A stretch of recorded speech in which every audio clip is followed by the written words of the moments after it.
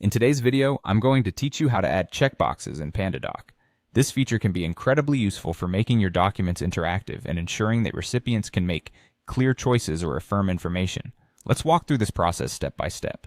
First, you'll want to start by logging into your PandaDoc account. If you haven't already, go ahead and enter your login details and gain access to your dashboard. Once you're in, head over to the Documents section. This is where all your past documents are stored and where you can start working on any new ones.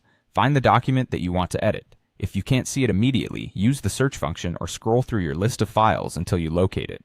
After identifying the right document, open it up. There might be instances where you'll open a document and find that you're not in editing mode. If that's the case, don't worry. Simply look for the Edit button, which is often located at the top right or left of your screen. Click it to switch into editing mode, which allows you to make all the changes you need.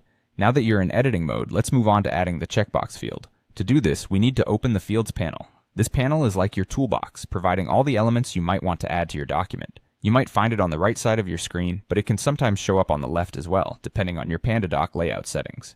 Browse through this panel until you find the checkbox field. It should stand out among the other field options, usually represented by a small square box. Once you've located the checkbox field, it's time to drag it onto your document. Click and hold the checkbox from the panel, then drag and drop it onto your document page. When placing it, think about where it would best make sense. You'll want to position it next to the statement or option that requires a clear yes or no, or a clear agreement from the recipient. Placing your checkbox thoughtfully can enhance clarity for the person filling out the document. If, for example, you have a list of items or permissions, you want the checkbox to be precisely aligned with that item to avoid any confusion. This step turns your static document into an interactive tool that recipients can engage with easily. And there you have it.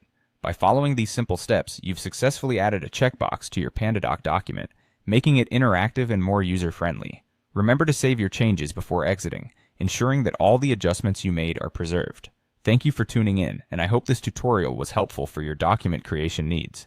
If you have any questions, feel free to ask in the comments below, and don't forget to subscribe for more helpful tutorials.